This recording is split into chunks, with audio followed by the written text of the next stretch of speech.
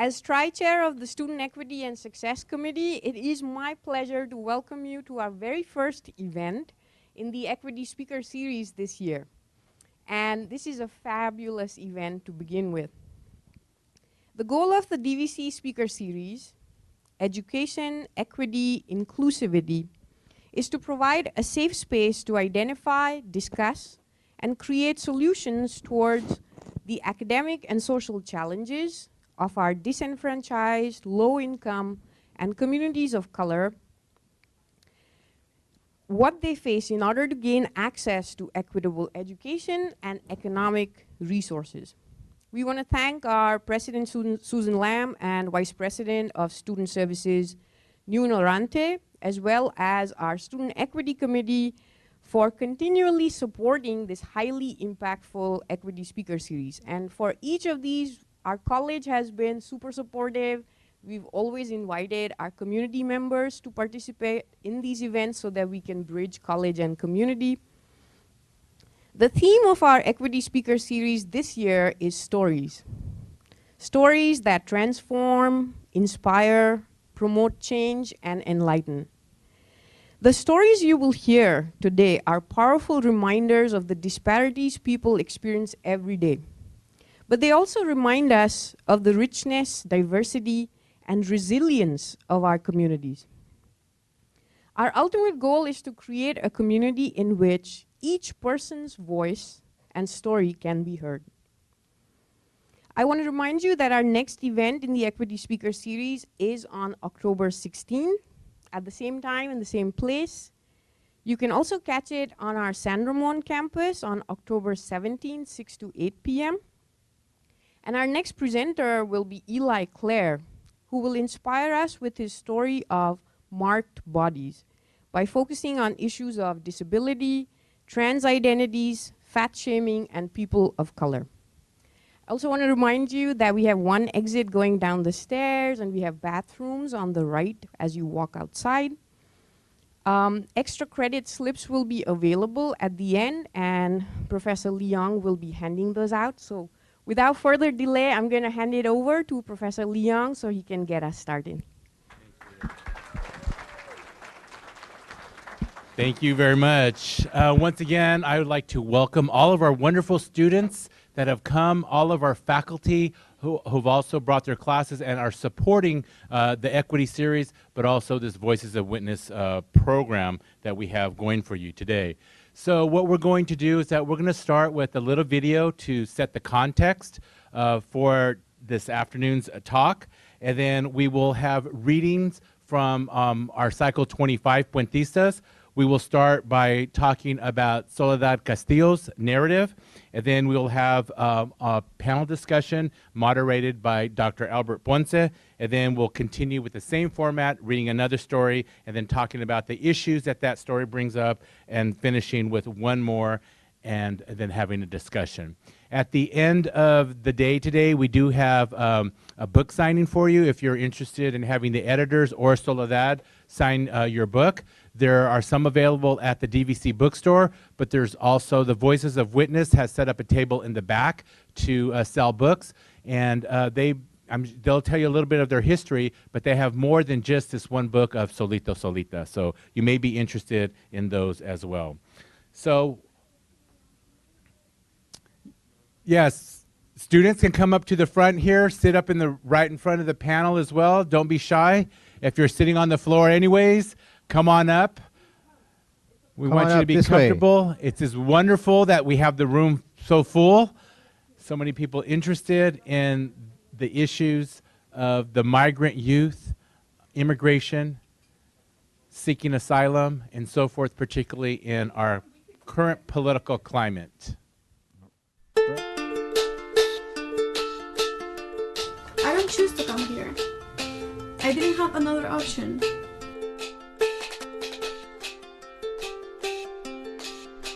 I was suffering poverty, I was physical abuse. Basically, I didn't have another choice to come here.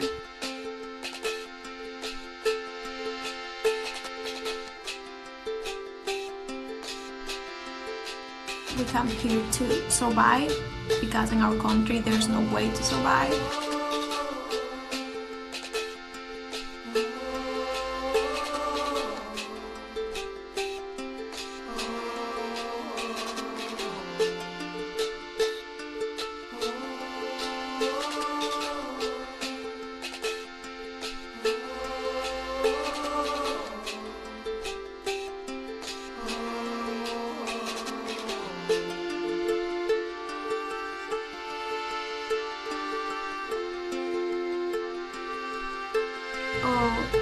come here to take our jobs, or they come here to do bad things, or take advantage of the country.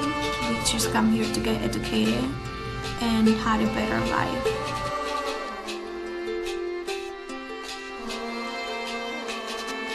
It's exciting to know that other people will read my story. I think writing your own story is a way to healing.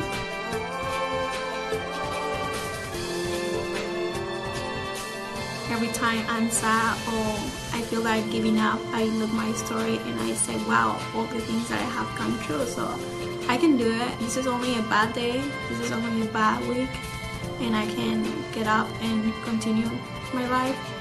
Having being able to share my story is inspire me, and I hope it will inspire others as well.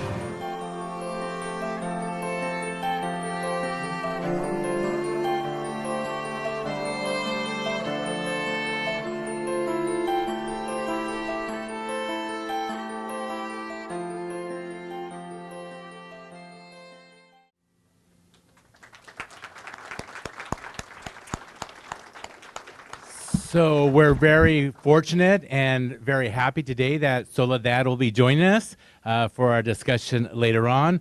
But before we do that, to tell you a little bit more about the sponsorship of how this came about, I would like to introduce to you from the Voices of Witness, Ala Banerjee.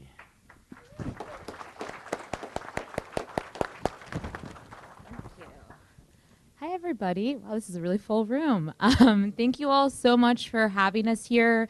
We've had such a warm welcome from the entire DVC community, particularly the Puente program. Thank you very much to Professor Leong for organizing this event. He's the reason that we're all here.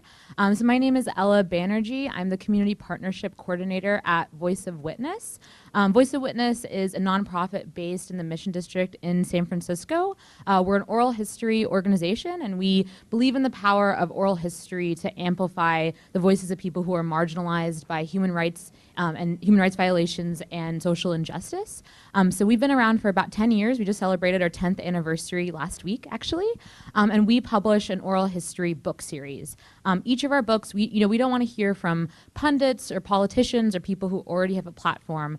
Our books each focus on a specific human rights topic. And in that book, we usually have about 15 first-person narratives of people who have directly been impacted by injustice. And our model is a birth to present day model, so people tell their story in their own words, not just about the injustice they face, but about their entire lives. And our goal is to really create nuance around these issues so that people can see people for who they are as human beings and get a really three-dimensional full picture of what it's like to live through these issues and what it's like for these people who've been directly impacted by injustice. Our books have covered, we have about 17 books now in our series. They cover a number of different topics. Some of the books that we're selling today include Solito Solita. Other books are about the criminal justice system in the United States. We have a book called 6 by 10, which is about solitary confinement. Other books are about migration and displacement. We have a book called Underground America, which is about undocumented people living in the U.S. A book called Chasing the Harvest, about migrant farm workers in California, along with many other different topics. We also have an education program where we develop curriculum to bring oral history and these issues our books talk about into the classroom. We worked a lot with Puente, which we're really excited about. We're in many community colleges across the country.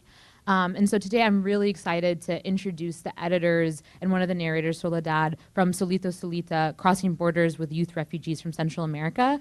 We're very proud of Solito Solita. It's our most recent book that was just published this April, and we're really excited to be sharing it with people throughout this summer and now into the fall. So thank you all again so much for having us.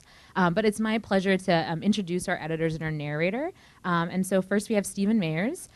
Stephen is a writer, oral historian, and a professor at the City College of San Francisco. He has interviewed Central American migrants for over a decade. His master's thesis explored ways in which fiction can challenge historical accounts of the past, and his dissertation, analyzing the stories of Central American war refugees, focused on the themes of identity, home, and forgiveness. Our other editor is here, Jonathan Friedman.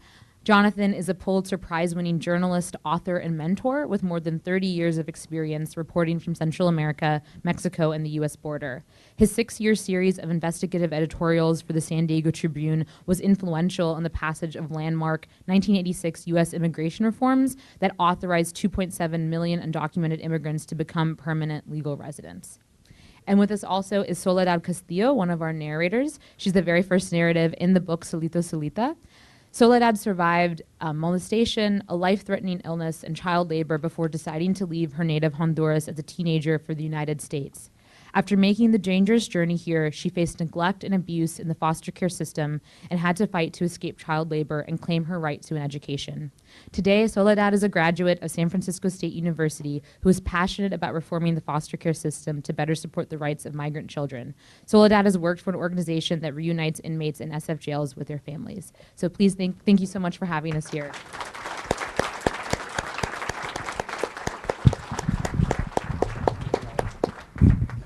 Okay, so we're going to go ahead and begin our program, and we're going to first hear a little bit about Soledad and her narrative. So I invite Paloma Barajas to come up and start.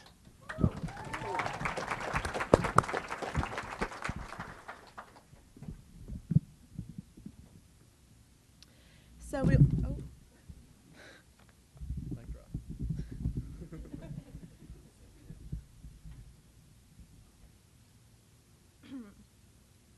we will be starting with Soledad Castillo. She crossed at the age of 14 from Honduras, and she currently lives in San Francisco. We meet Soledad as a shy first-year student at the City College of San Francisco in the fall of 2014. A young refugee from Honduras, she is struggling to write an essay in Stephen's English class. He suggests that she gets help in Jonathan's writing workshop. In the midst of a writing exercise, Soledad breaks down crying. "Are you okay?" Jonathan asks.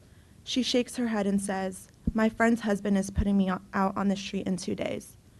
Jonathan says, "Stop the exercise and write a letter to them." After the workshop, Soledad leaves in tears, and Jonathan worries that she may become homeless. A few months later, we ask Soledad to share her story. Flushed with pride, she ushers us into the new one-bedroom student apartment near campus that she accessed through a housing lottery. The rent is subsidized as long as she maintains a 2.5 GPA. It's gray and overcast outdoors, but the apartment is bright with fresh flowers and shiny new furniture. "This was a gift from my Filipino coworkers at Round Table Pizza," she says, patting a lucky bamboo plant. The white walls in her bedroom are freshly painted and undecorated. Soledad is backlit by the window as she talks, her face cast in shadows. When she comes to a painful incident in her story, she rolls up her pant cuffs to reveal scars on her legs. As a girl, Soledad was subjected to multiple instances of physical and sexual abuse, medical malpractice, and abandonment. Through her own will and the help of others, she has been able to both succeed in college and engage in legislative reforms to help other migrant children in the foster care system. To continue Soledad's story, Scarlett Lopez will read for us next.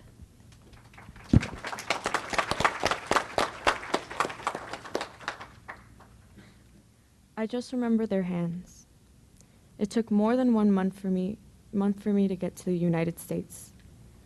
The three of us left Honduras and went to Guatemala on the bus. My dad sat in the front seat and I sat behind with other people.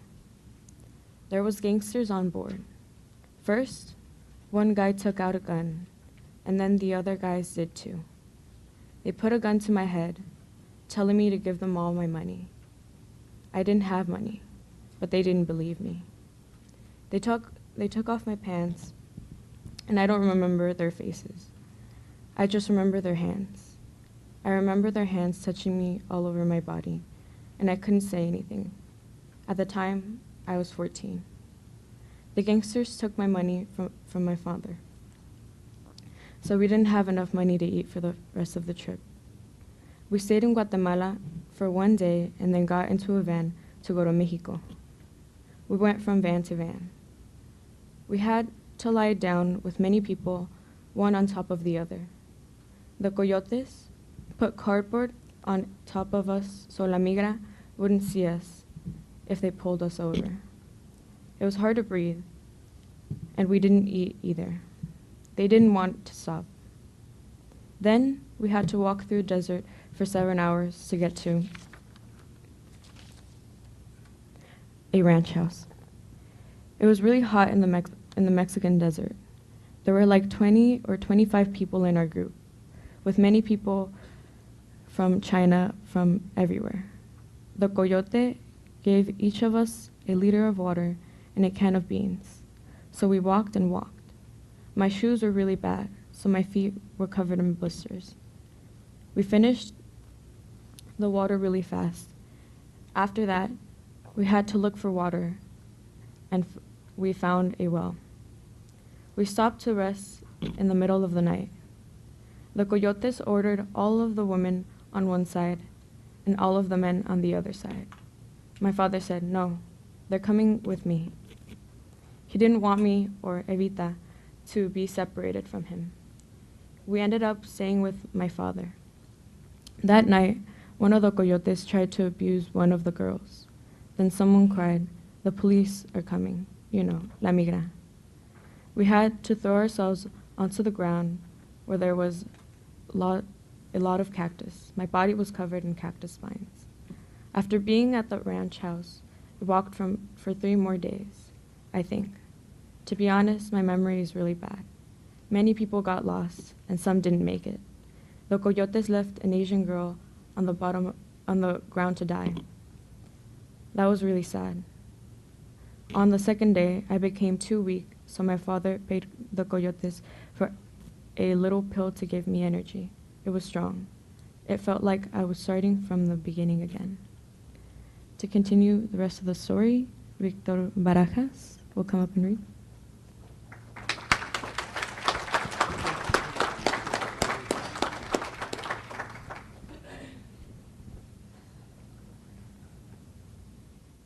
Use clothes with holes in them. Back in Honduras, I was always the one who didn't know anything. The one with bad grades, the one who didn't do the homework, the lazy one. So I had that idea of myself. But when I came here, I was happy to go to school. I had new ideas, I met new friends like Paz, who always brought me apples and sometimes gave me her lunch.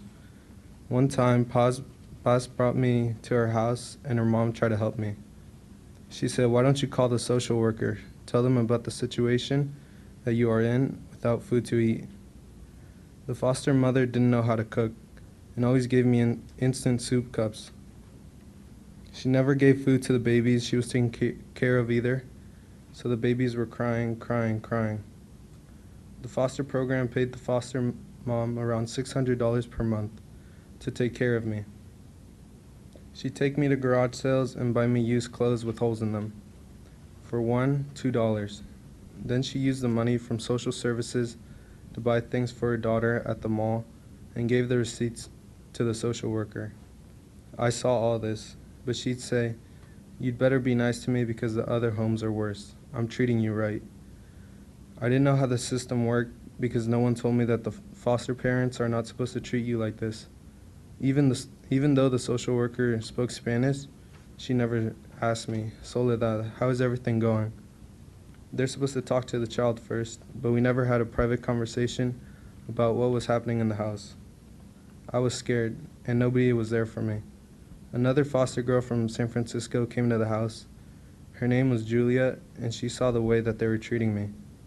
She spoke English and was born here, so she said, "No, this isn't right, Soledad." She told her social worker, "You need to talk with Soledad." I was in the hospital many times because I was passing out at school, so the doctor also told that social worker. I don't know what's going on with Soledad, why she passes out all the time. She says she sleeps, she eats well. I didn't tell them because I was afraid that my foster mother would punish me. So finally, the social worker took me aside, and I told her that it was because I don't eat. That the foster mom doesn't even give food to the baby she's taking care of, and the mothers don't know how their children are not being cared for. The social worker looked surprised and said, "We're not taking you back there." I never went back to that house. She picked me up from the hospital and brought me to Cloverdale to live with a new family. We hope you enjoyed Soledad's story, and she is here with us today. This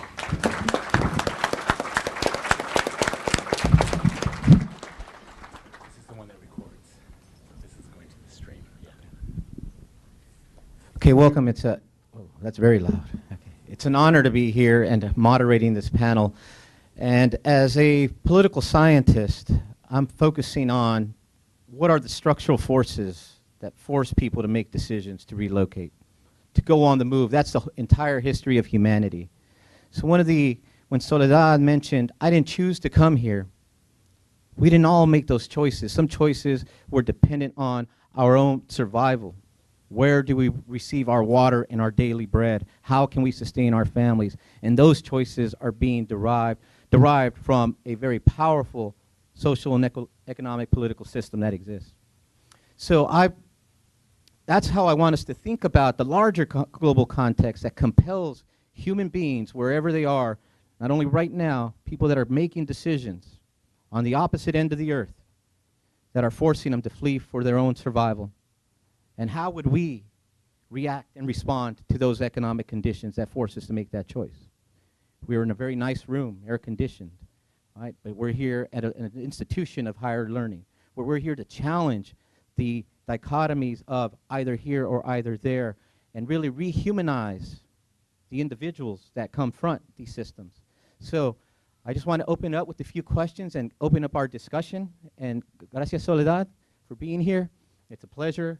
And to the editors and to the entire Voice of Witness, this series is phenomenal. This centering the voice of those who are impacted by the brutality of the social and economic conditions the world over. And this is what we need more of, the testimonios, the oral histories, in order to build in the voices of those who are displaced and disenfranchised. And we're proud to host that here at Diablo Valley College along with Puente Negro. Everybody, thanks for having me sit up here with you. So for Soledad, so can you tell us all about what happened to you as a young child in Honduras? Thank you, everyone, for being here. I'm Soledad Castillo. I was born in Honduras, Tegucigalpa. My parents got divorced when I was born, so I grew up with my grandmother, my mom, and my other siblings, and my stepfather. So my mom, we live in our community. We were the poorest one. We didn't have, for days, for months, nothing to eat. So our meal was tortilla and salt. But my grandmother taught me something, that doesn't matter how you live, you have to be grateful for what you have. So I never complained of that. I was happy. Unfortunately, my grandmother passed away at age 10. Everything changed after that. My stepfather's physical and sexual abused me after my grandmother passed. My grandmother was really protected. And our family, we don't show love to each other. So my mom never gave me a hug, never told me, oh, I love you. So my grandmother was the one who always would be there for me. So for her passing was devastating. And after that, my stepfather physically abused me, and my mother didn't believe me. I was 11, and I had to pack my own clothes and leave to the city, work as a housekeeper, taking care of children and washing clothes in order to have a plate of food on the table. After working for 6 months in the city, I got sick. I got diagnosed with lupus. My hair started falling off. I couldn't walk. I was taking 15 pills a day for almost 2 years. I couldn't eat salt, any food with salt, and my body completely changed. So I was literally dying. I had an accident in the stairs. I fell off the stairs, and my family decided to take me. A friend of my family decided to take me to the hospital, and they say, "Well, we just need to cut her leg off. Anyway, she's gonna die. So what is the point?" And she said no. So she decided to take me to the private hospital. They saved my leg, and they also did some new tests, and they discovered that I never had lupus, that they make a mistake with my chart with another patient. I stopped taking the pills, and I started getting better. by then my dad was here, and I asked him, like, can you please come for me? I don't have nothing here. I want to live with you. I want to go to the U.S. You know, back in Central America, when you think about the U.S., you don't think about the urinal, like how hard it is to cross. You should think about survival, that you want a better future. So I never thought how hard that would be to cross, and how my life would be here. My dad decided to bring me. We spent days in the desert.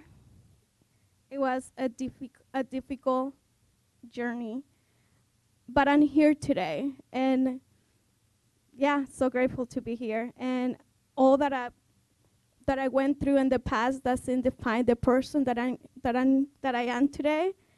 And for those who went through the same, I want to tell all of you guys that everything is possible. You just need to believe in yourself, and yeah, keep going.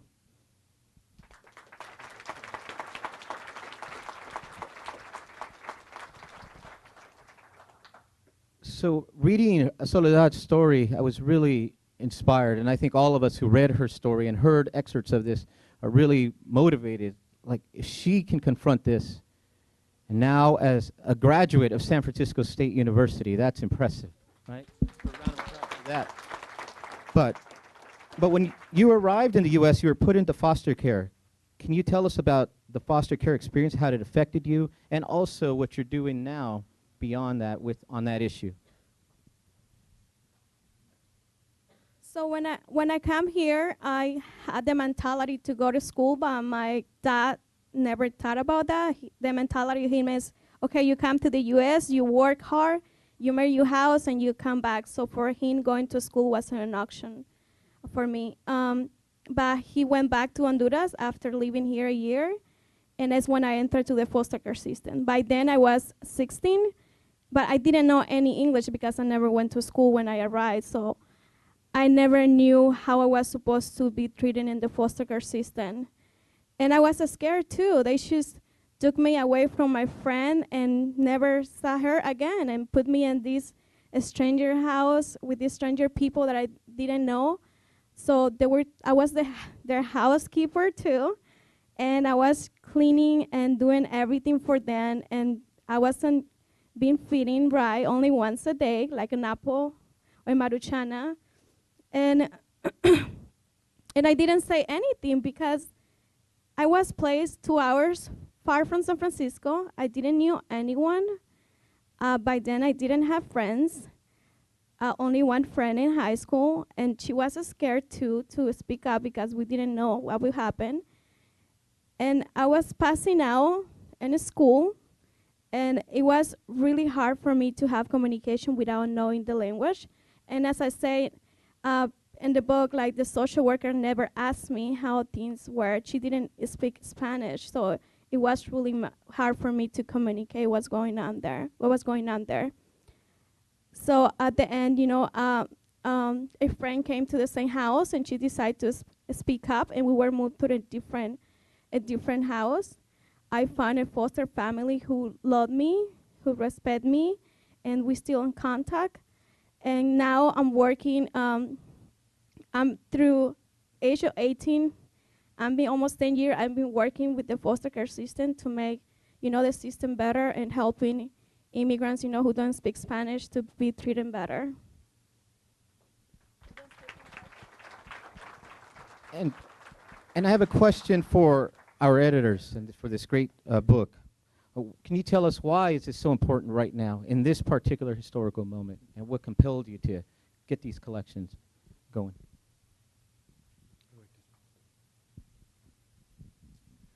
Thanks so much for coming, everyone. It's a real pleasure to be here at the college. Bienvenidos. And yeah, we started embarking on this journey in 2014. I grew up in Spain for a while and lived in Mexico and studied Latin American literature at SF State, and that's sort of how I came to the topic a little bit, and had interviewed people from the war years. in 2014, Jonathan and I were reading a lot about unaccompanied minors, you know, and there was a particular surge in 2014, but not to overstate that because 2013 was big too, and so was 2012. But there was a surge in 2014 with 60 to 90,000 unaccompanied minors apprehended at the border, people say, you know. So that number, I mean, if you think about that, that's just unaccompanied minors, right? And that's just apprehended at the U.S. border, you know. So, you know, it makes you wonder how many other people came with family members, how many other people were not apprehended, how many people never made it to the border. We started hearing these stories and talking to people in the community. You know, these are extraordinary stories, but at the same time, they're unfortunately very ordinary as well. You know, for anyone who speaks Spanish or not even speaks Spanish, but anyone who talks to people in the Central American community, our neighbors, you know, there are many stories like this. So we felt the need to focus on the unaccompanied minor in general. Not that their stories are the only ones that matter, of course, you know.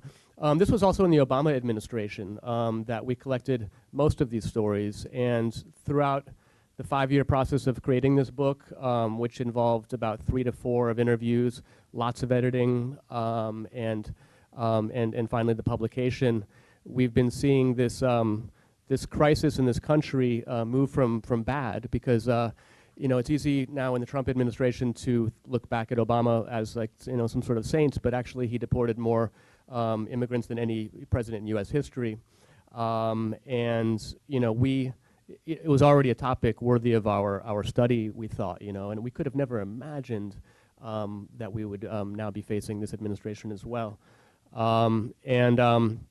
You know, well, we'll say more about Obama later. I think that he actually did want to reform immigration, but I think he was a bit gullible to sort of try to negotiate too much with the right side of our government, who wanted him to sort of put more boots on the border, like you used to say, right, in order to, you know, they kept promising them that they would talk about immigration reform if he put this militarized force on the border, and of course they never did. So a few words about that, and I'll pass it to Jonathan. Thank you so much for coming. It's really nice to be here with you guys.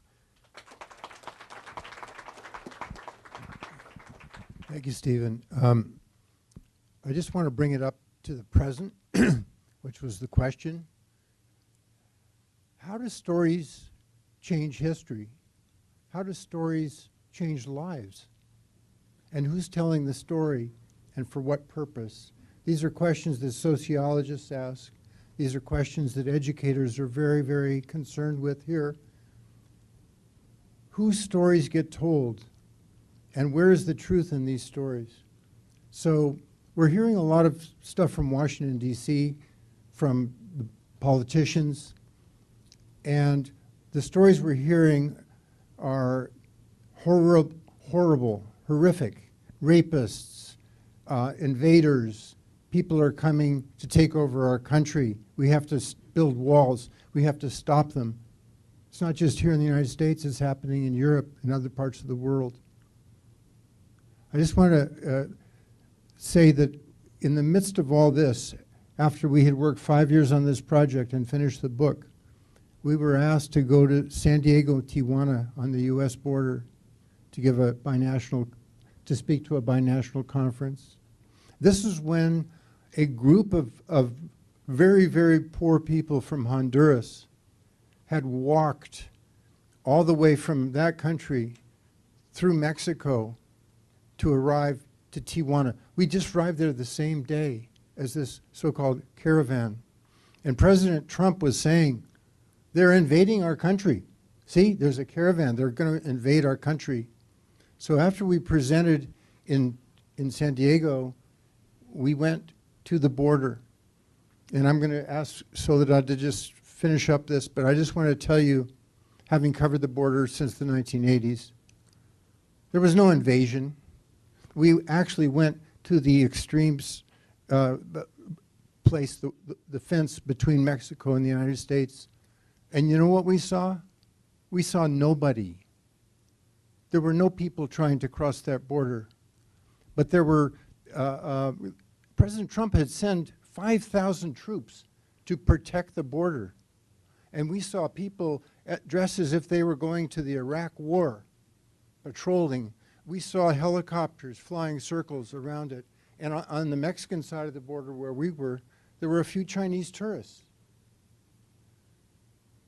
So I just want to pass it to you for 1 second. This is her first time going back across the border. She's a U.S. citizen now, to see a group of people who had come from your country, from Honduras. What do you remember from that day? Yes, it was my first time coming back to the borders, and as Jonathan said, in the borders, actual borders, there were no one there. Just a lot of helicopters and ice. She's there, but we went to the place where all the caravans were arriving, and I saw, a lot of children running around without shoes. A lot of people passing out because they don't have food. They didn't have any food, or days of not eating. People tired of walking, walking for days. A lot of the people were sick with flu, and it was so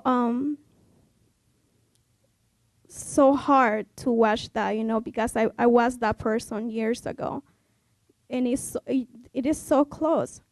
They had the dream so close, and they cannot make it. And many people say why a lot of people are coming.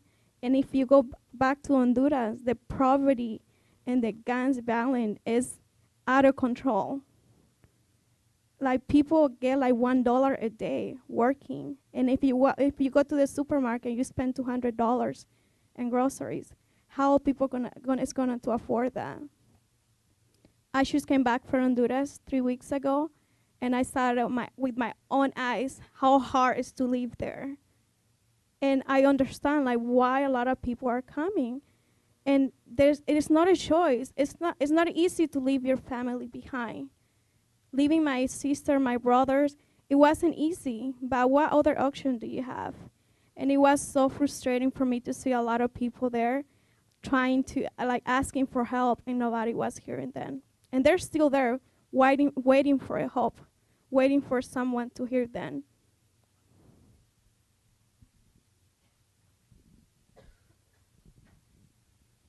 So that's Soledad's story. So we're going to continue and narrate. Yes, please give her a round of applause. We're going to continue with another story now and talk about those issues that are present.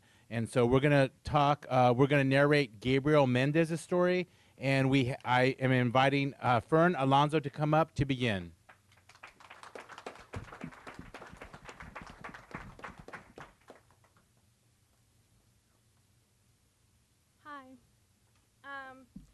This is Gabriel Mendez's. Sorry, this is not working. Thank you. Gabriel Mendez's story. He crossed at age 15, and he's from. Sorry, I'm gonna try to pronounce this. Tegucigalpa, Honduras, and he's interviewed in Oakland, California. We meet Gabriel on a warm summer afternoon at Centro Legal de la Raza in the Fruitvale neighborhood of Oakland. The Centro was founded in 1969 and aids the greater Latino community with pro bono legal representation across education and human rights advocacy. Gabriel is wearing a stylish blue button-down dress shirt with red trim inside the collar, gray wool slacks, and leather loafers. He proudly sports a rainbow wristband on his right hand and a silver watch on the left. His black hair is swept up over the right of his forehead, and his eyebrows shield penetrating eyes that light up with a smile. Although he's 17 and still in high school, he displays the composure and self-assurance of a youth leader accustomed to speaking out in forums about issues of importance to him, such as defending children and LGBTQ people from abuse. Yet as he reveals painful incidents of childhood abuse in Honduras, his voice falters, his elbows draw inward, and his eyes seem to burrow in a dark place. Then he smiles and tells us his dreams of becoming a lawyer, fighting to protect vulnerable children. Born in a devastation of a hurricane. My mother took care of me for a long time. Things were going well. Then my mom started working. My grandmother and my mother's side took care of me. She fed me and gave me everything because my mother couldn't afford all those expenses. Then grandma got sick, but we don't know from what. We didn't have money for the medicine, so she died in 2001 when I was 3. I remember seeing her in her coffin. My aunt came to live with us. Everything was good for some time, then problems began to arise between my mom and my dad. I was about 4 years old. My mother was working hard at street selling corn, tamales, and fritters. I helped her peel corn, clean the husk, steam and fry up tamales. My father was always drunk, lying down, drinking beer and passing out. He never played with me. There was a lot of yelling at the house. My mother would cry and my dad would beat her in front of us and beat me up as well. I felt awful because there was nothing I could do. I felt hate inside of me because he was hitting the person who gave me life. I had 2 younger sisters, one born in 2000 and the other one in 2004. I would take care of them when my mom went to work and my dad went out drinking. I looked after them all day, took them to school, and went to school myself. I had to wash clothes and cook. I did everything. We had our own home with a kitchen, living room, 2 bedrooms, and parking. There was electricity, but the power went out frequently. We had running water, but only sometimes, so we had to keep water in jugs. Now Susie will continue reading for us.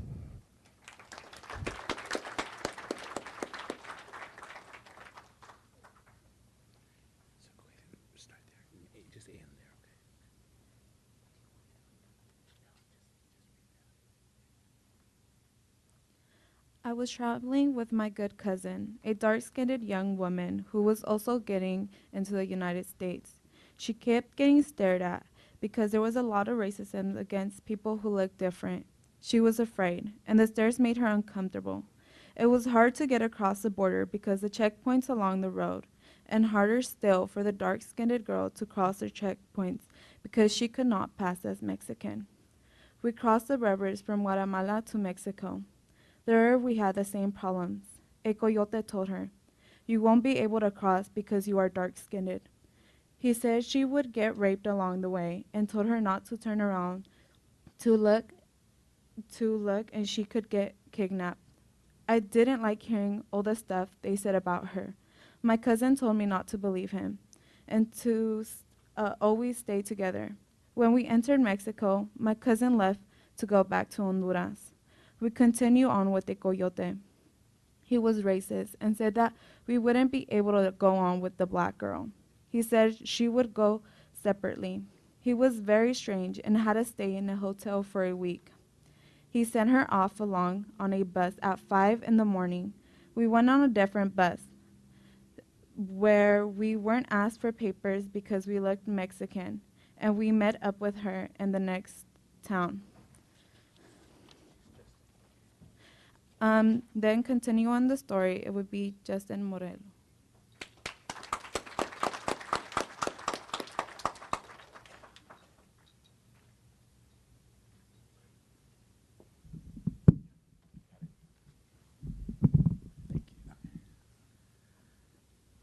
I spoke up for human rights. I applied for the ACLU Summer Institute at Georgetown University. They asked me to write about an issue in my community. I chose to discuss immigration issues, especially those involving children. Here's part of what I wrote. My experience of childhood, sexual and domestic abuse has shaped my dreams to become a lawyer, to defend victims, and fight for children's rights around the world. My immigration lawyer was a role model for me because she listened to my experiences. I want to continue studying to help children feel protected by the law so they can believe they will not be hurt by anyone. I was accepted, and we traveled to Washington, D.C. At the conference, I spoke up for human rights and children's rights. As we walked around Capitol Hill, I saw Latinos participating in an immigration protest at the U.S. Supreme Court. We talked with the protesters. Later, we saw ourselves on the news. I want to help my mom get U.S. citizenship. I've focused on my goals, and now I'm figuring out how to fulfill them. I'm more involved in school and completing all my work. My mentality has changed quickly after I began to speak out in public. I realized what my dream is. I want to be an attorney in criminology and defend the rights of children. I want to protect those who've been sexually abused or mistreated by their parents. One day, I might even like to work with the Honduran government and help children, but they'll have to follow the rules of the U.S. government, not simply agree and take money. So that was Gabriel's story. I hope you enjoyed it, but it also brings up other issues around immigration. Okay, and this is for the editors, which and I'm thinking about, you know, at the end when Gabriel mentions now you go back, and now he's at UC Berkeley, right? So these stories are very inspirational as well as transformational. When we see human beings who have endured so much achieve and enter these very privileged institutions of higher education, and then are set on a path like Soledad up here of giving back. So can you give us an update? I was thinking, where is Gabriel now? How far is he along the road? And have you heard from him? You remain in contact? Hi. Right now, Gabriel is working. He's full-time. I think he has 2 or 3 majors at Berkeley, triple major at Berkeley. He also works all night long at UPS at the airport, loading and unloading boxes. That's why he can't make it today. He sleeps about 2 or 3 hours a day. He is rapidly becoming a spokesperson and the leader who when we first met him, we saw a sense of this. But he really, I think he's going to be a future leader in terms of speaking out on the issues that he knows about and that are important to him. Yeah, Gabriel's a very powerful speaker and an incredibly inspiring human being, just like Soledad and everyone else that we've been honored to meet on this project. Just last Thursday night, we had our 10-year anniversary at Voice of Witness, and Isabel Allende read part of his narrative in front of the about 170 people. And just like today, you know, it was really powerful hearing someone read his story. And then after she finished reading an excerpt, he walked up on stage, you know, and took the mic. And he's an incredibly powerful speaker. I also saw him, I remember a time we did a rally with Causa Justa, or Just Cause, in front of the Fruitvale BART station.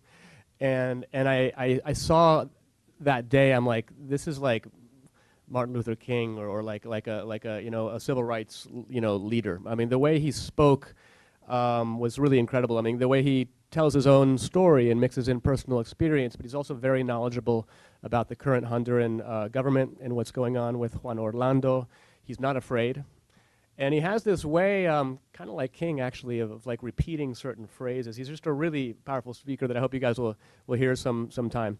And he's, as you guys can hear, he's on a path to accomplish his goals. And really wished he could be here today, by the way. So. I just want to add one thing, that there are 15 stories in our book, and not all stories turn out the way we would wish. But every human being, each one of the stories that we were able to narrate, to edit, and all of your stories are important. We don't have to be, you know, leaders or famous people to make an impact on our own families, our own lives. And that's why we're here, because we really believe in the students here at Diablo Valley. We believe that it's important for you to see at this crucial time in your lives when you're getting a really fine education and launching into further education, that you can see yourself, your life, your directions, and then move toward them. That's why we're here. Thank you for that insight. And speaking of, you know, these stories before, we're going to hear a little bit more about what we can all do, right? How every single person can act individually, but then collectively to really transform these narratives, but also the structures and the policies the world over. And just very briefly, we're speaking of Honduras and the government. And as I was reading the preface from you both, can you speak to a little bit about what U.S. interventionism has really created the flows and the structures and the policies on the ground that are forcing people to move? I'm going to just answer this very quickly, and then Stephen will add. As a young reporter in the 1980s, I traveled through Central America, and this was during the time when the United States of America was fighting the Soviet Union in Central America, or that's how the government portrayed it. And we were arming armies of peasants, of very poor people, to fight each other in El Salvador, in Guatemala, and in Nicaragua. And actually in Honduras, which was not in the wars, was where secretly the United States was arming a group called the Contras who were fighting. I met the Contras.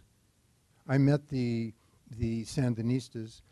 I saw how the US government was funneling weapons and training for torture.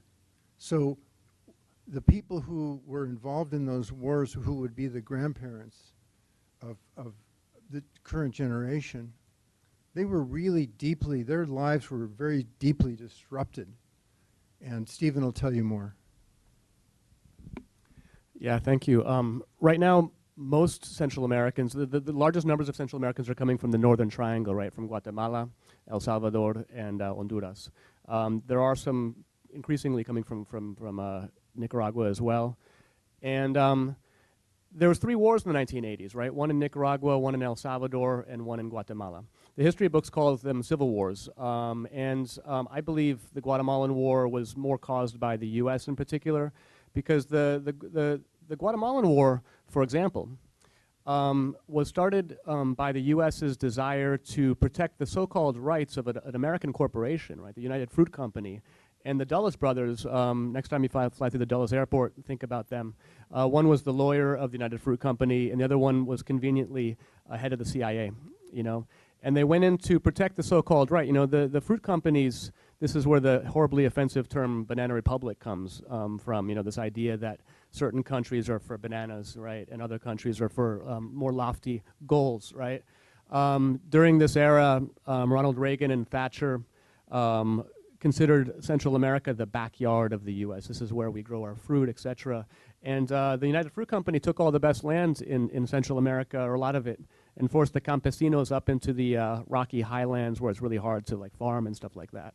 El Salvador and Nicaragua were civil wars, but the US also entered these wars and funded horrible practices. You know, the US was funding the Salvadoran army with $1 million a day. At the time and after it committed, for example, the worst massacre, I believe, in Latin American history, El Mozote, you know, like killing children and burning a church down full of people. And so this is the, you know, the roots of some of these problems, you know, and they also go further back from the 1980s. And just to say one more thing, you know, when hundreds of thousands of people were sort of running from us to us, because this is what happens with migrants from all over the world, you know, running from our policies and their nations to us, with this complicated relationship with this country as both kind of home and also the reason why they left. Many people were not given asylum. You know, our asylum laws have always favored rescuing people from so-called communism and socialism, and many people were left undocumented, and these gangs that, you know, the current Trump administration, for example, is saying we have to keep these, the Maras, the 18 and the 18th Street gang and the MS-13 from invading us from Central America, actually started in Los Angeles, right, for complicated reasons, and then we deported their leaders back to these war-torn nations where they took over and are really, in some cases, more powerful than the government, you know. So that's also very important to remember, you know. When we hear about Central Americans coming up today, we must, you know, remember how complicit we have been and still are in some of the suffering that takes place in Central America. Okay, we're going to hear one more narrative, Adrian Cruz, and to close up our discussion. And so I invite Kai Griffin to begin our story on Adrian.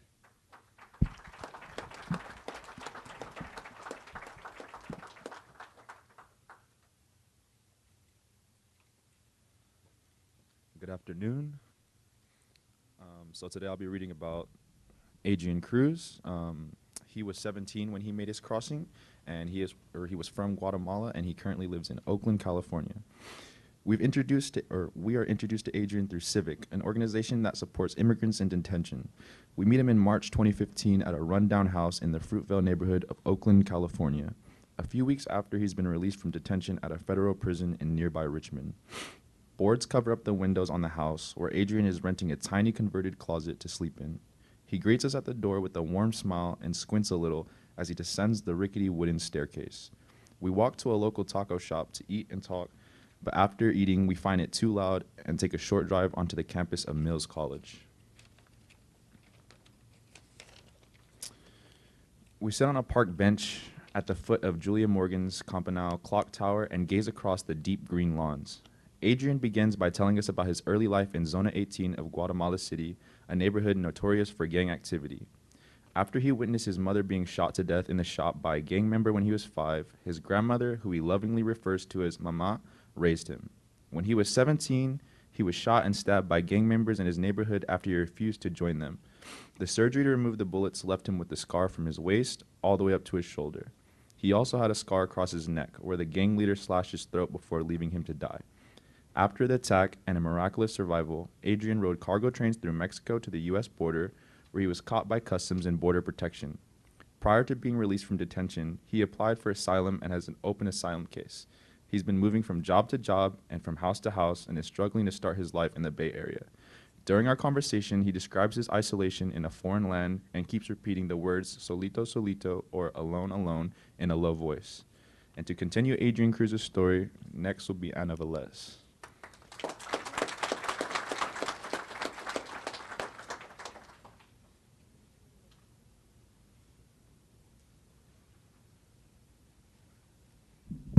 Boop.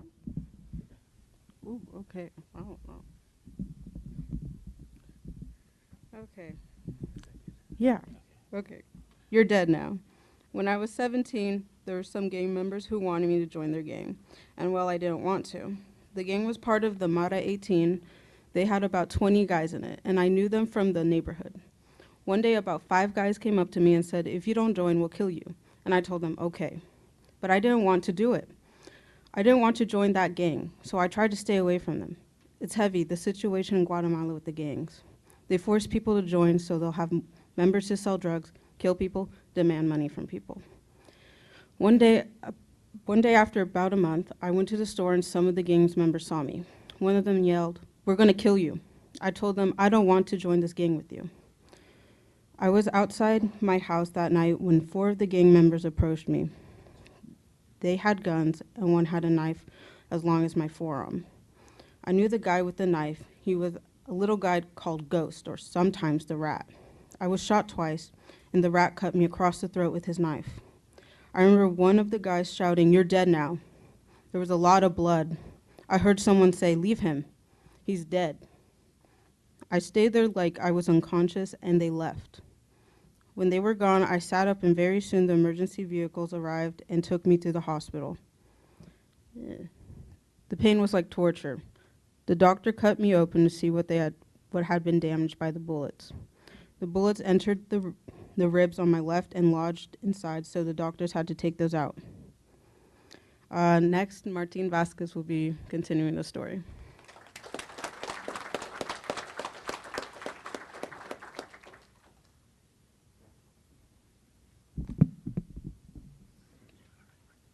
If I'm deported, I don't know what will happen. At work, I'm helping to remodel a very big house. The contractor is American. He speaks almost no Spanish. It's good pay, $15 an hour. I cut whatever they tell me to cut, with tools like a circular saw. I know how to cut, use a ruler, all of this, but to tell you the truth, when I started, I didn't know anything, not even how to hold a tape measure. I learned here. Even though I didn't know anything, they still paid me the same as everyone else. But I had to work hard. If not, they would fire me. The boss there fired a number of people because they were standing around. Here, like you know, they don't like to see anyone standing around. I've been working there for almost 3 months. Everything was going well, and then I heard that my grandma had passed. Everyone helped me out with money to get by, even the boss. He gave me 2 days off with pay. He was very good to me. Doña Elena, who took me into her home, is a good person. She cooks and prepares everything that I bring with me every day. I work with her husband, Alfredo.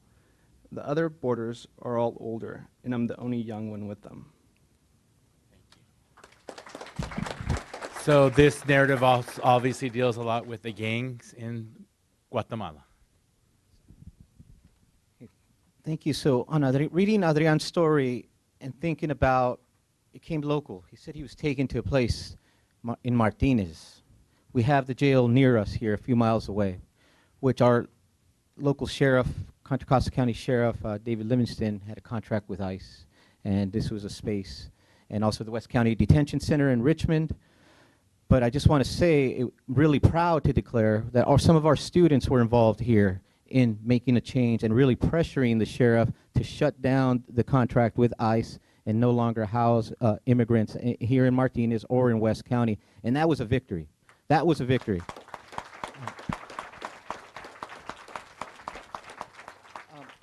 So I think we'll just ask about, an update, but also to hear from any of our panelists on what we can all do, as some of our students did, as our community did, getting involved in local action to really take on these policies. And then we can take some questions from the audience after we do this. But what can we all do, and how do we get involved?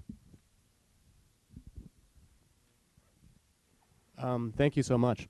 Yeah, and we can also at some point give an update of Adrian a little bit. Well, maybe I could say that and then get into what we can do as well.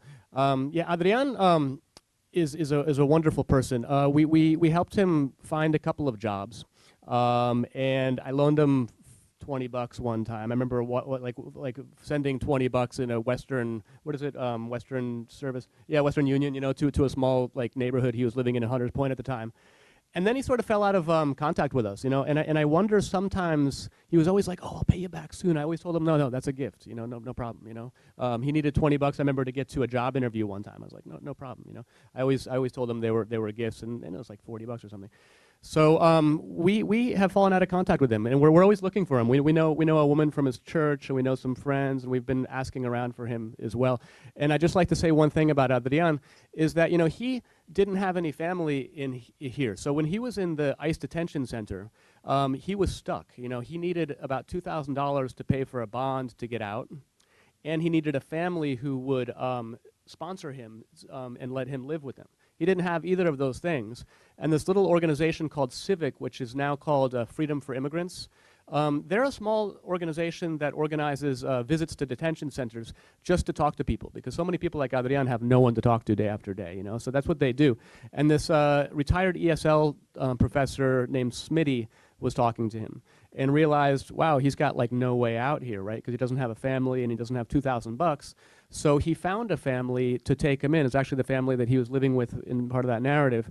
And he raised $2,000 in a matter of 24 hours on a GoFundMe site and got him out of the detention center. And we met him 3 days later, or maybe a little bit longer than that, but within 2 weeks or something.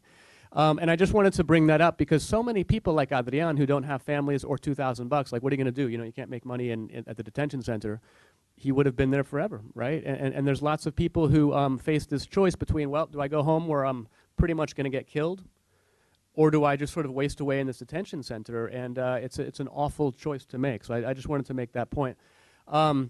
In terms of, we have a section in the book that maybe Jonathan could talk a little bit about to get the discussion going about what we can do, how we can act individually and, as you said, collectively to make change.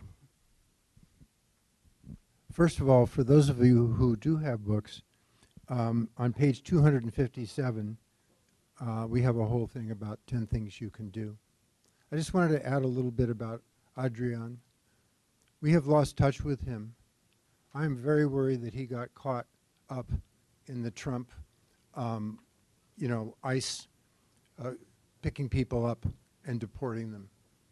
If he is deported, he will be killed. What can we do? Well, although we've sort of been bad-mouthing the United States this whole time, the United States is also this refuge. We have a tremendous tradition of this. And there are people fighting for immigrants' rights, for DACA, for students who are, for example, in the Puente program here, for students from not just Latin America, but from all over the world who are coming here to get an education and hopefully take back with them a lot of the values and the capacities that they've developed here. Let's not forget that these are also problems in places where people come from. Not just from the big events like civil wars and power structures and economics, but you can also see from these stories that these are things that happen within the family. These large forces like hunger, lack of jobs, corruption, police brutality, all these things, and you are fueled by alcohol.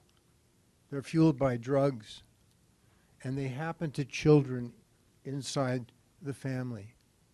So also I want to do a shout out for people who are studying psychology, for people who are learning about the inside of how people deal with things. And finally, we have to think about not the United States being a big brother to fix things in Central America, but to stop supporting regimes that are preventing things from happening there. We have to be in this for the long run.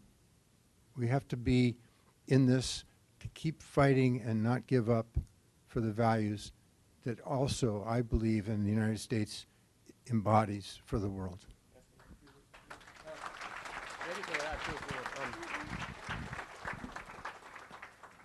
Thank you. I'd like to say just a couple of things. So in this list of 10 things includes, like, talking and sharing stories like this, not only solito solita, but amplifying voices and things like that.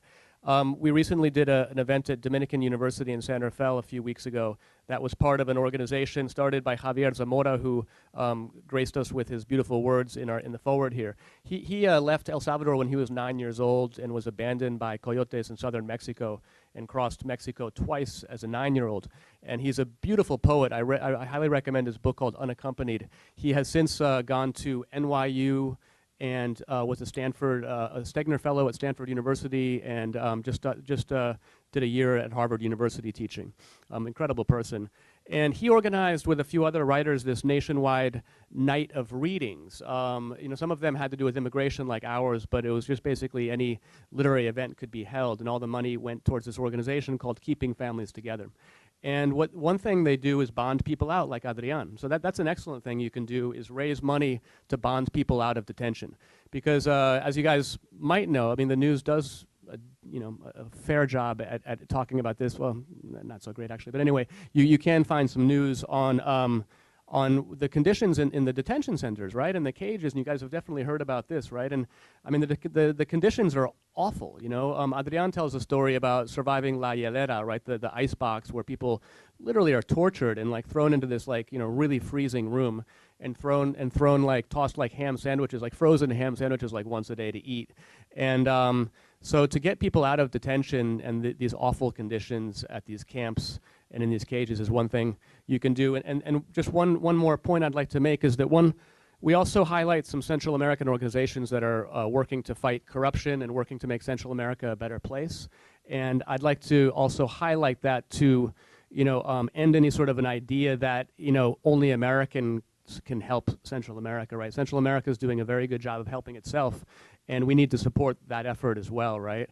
Like Soledad said, she didn't choose to come here, right? Jonathan and I definitely sort of approached this project on how can we treat refugees better once they arrive here. We still very much feel that way. But also, how can we make Central America a better place? And how can we support the efforts that are going on there in order to, make it a livable place where people don't have to flee from? So I wanted to bring that point up too. I just have one more comment, and it's a 4-letter word. Can you guess what it is? Vote. Vote. If you don't have citizenship, become a citizen. If you're able, vote. Make your own choices, but vote. Young people are the future of this country, the future of the world. There's a lot of issues facing your generation. Give us your voice through action, through voting. Okay, thank you all. And now we want to hear what you all have to say. Questions. And just raise your hand. We'll get a mic to you.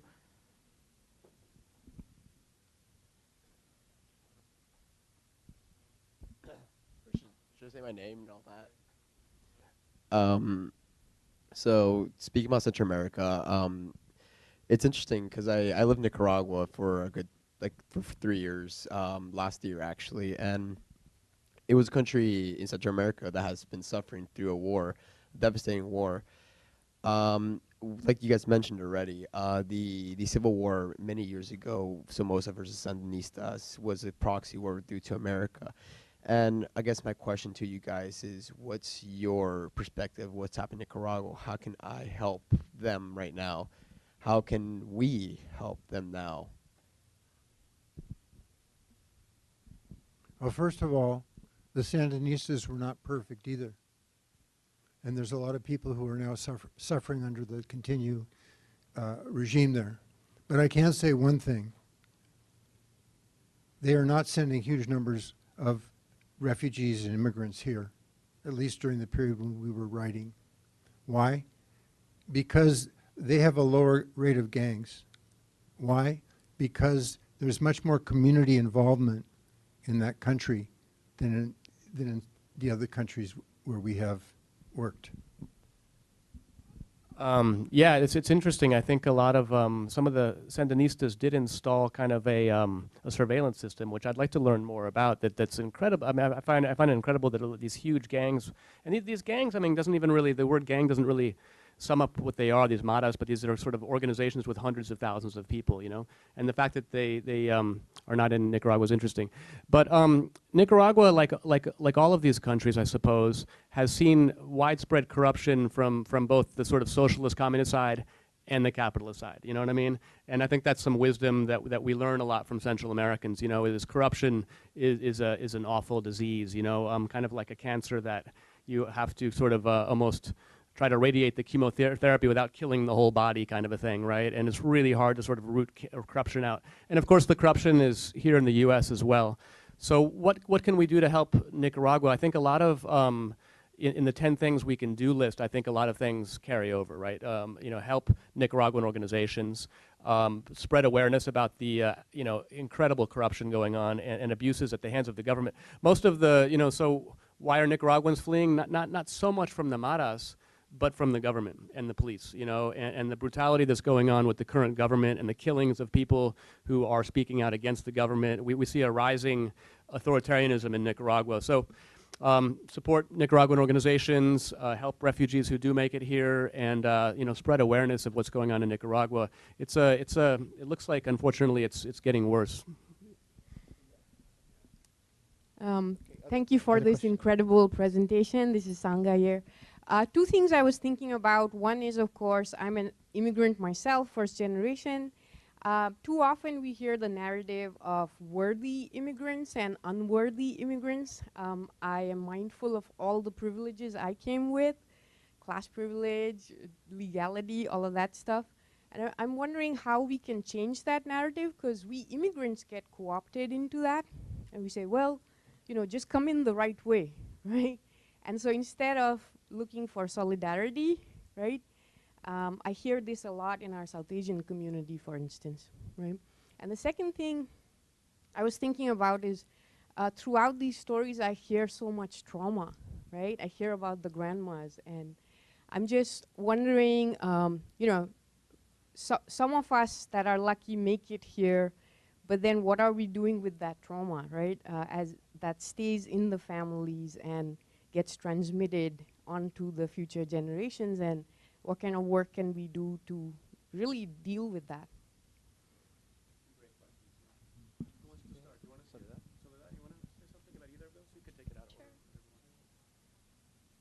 When it comes to trauma, based on my story, reading my story has brought me trauma, you know, but as I say early, we decide what to do with our own story. I had the choice to look back and feel bad about myself, all the things that happened to me, or I had the choice to get up and continue my life. That's not easy to say. The trauma is always will be there, but how to manage to live with that. I have used my story to inspire others instead of feeling sorry for myself. And I have learned to love myself besides all that happens to me. And the things that happened to you in the past doesn't define the person that you are today. Thank you, Soledad. I would like to first start speak to the first question a little bit about this sort of myth that lots of myths, negative myths around immigrants that and lots of falsities that are repeated often about why don't like the Central Americans or current refugees, for example, sort of get in line is an offensive thing you hear, or apply for the right way and things like that. And the short answer is there is not an option for them. And I highly recommend a book I teach in my English 1A class called They Take Our Jobs and 20 Myths About Immigration, written by Aviva Chomsky. And she talks about, she takes you through the history of that myth. In 1924, one of our early immigration laws was flat out racist. It was basically like if you were white European, it was like a list of ethnicities, and if you were like white European, you had the highest chance of getting in. It discriminated against Eastern Europeans and Irish people like my folks and things like that. But then even more discriminated against were the people that weren't even on the list. It wasn't until 1965 when our current immigration laws were put into place, and this was replaced with the numerical quota system.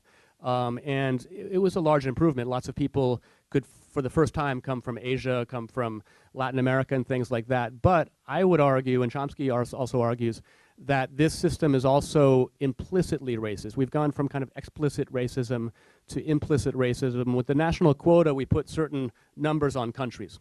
And she makes the complicated argument that large countries are discriminated against. And large countries, if you think about it, are more often than not ex-colonies of European colonization and lots of people of color. If you give the same number to Norway, a tiny country with mostly white people, and China, for example, a huge country with mostly people of color, of course it's not fair. Trump, of course, has lowered these numbers even more, and so, if you're from Honduras, if you're Soledad and you're trying to flee your life there in Honduras, there is not an option to apply. John Kerry started one law that you could apply from Central America, but of course it took so many years. If you're Adrian and you're like fleeing, a death sentence or something, you also don't have time or the ability to sort of apply and like hang out in Honduras waiting for your papers to clear. A lot of people have to literally hit the road that day when they receive a death threat. So a couple of thoughts about that as well. Do you want to say something about either of those things, Jonathan, or trauma? Or I'd like to talk about that at some point too. Well, I was very involved in the 1980s in writing about immigration reform, changing the laws. And one of the things that was done in those days was to offer a path to citizenship for people who had been here undocumented for several years, who didn't have police records or things like that. And 2.7 million people were able, and I'm sure people in this audience, parents, grandparents, might have been in that group. It did not solve the problem. People have been crossing borders, have been moving across the face of the earth since the beginning. There is no more one person who is a more a good immigrant than someone else. We're all human beings. What I do believe, and I do believe that countries have the responsibility to control their borders, but what I do believe, which this government has eliminated, I believe in the process of giving people a hearing, allowing people to tell their stories, and for people to see them as human beings, and for the story to have an impact in whether they're allowed. I also would raise the percentage and number of people to come to this country very much. We're an aging population. Immigrants are driving the progress in this country, and we need more immigrants, not fewer. So I think, do we have time for one more? Shall we close out? Okay, one more.